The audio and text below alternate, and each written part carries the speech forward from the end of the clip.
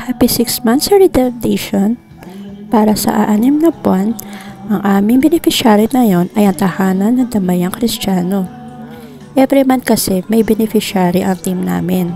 So, kung sino yung mga gusto mag-sponsor or magbigay para sa mga matutulungan namin, and this time, isang ako for the aged dito sa province ng Nueva Ecija ang pinuntahan nila head admin kasama na iba pang members ng Dove Nation.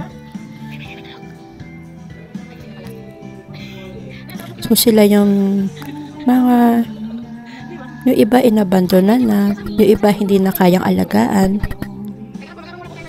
kaya dito na sila nakatira.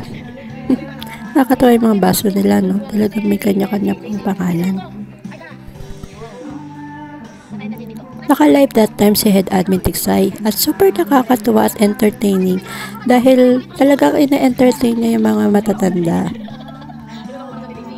Pero sa loob nun ay nakakakurot din sa puso, kumbaga, kasi syempre diba hindi nila kasama yung mga family nila. Kaya kayo, be thankful kayo kung kasama nyo pa yung mga magulang nyo.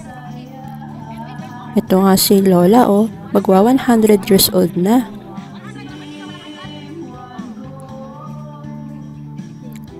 Malakas pa daw siya at ayaw niya magpasubo. Pero halos lahat sa kanila mga naka-diaper na rin. At ito nga, nag-free gupitan service din ang aming kasama si Avril sa mga gusto magpagupit.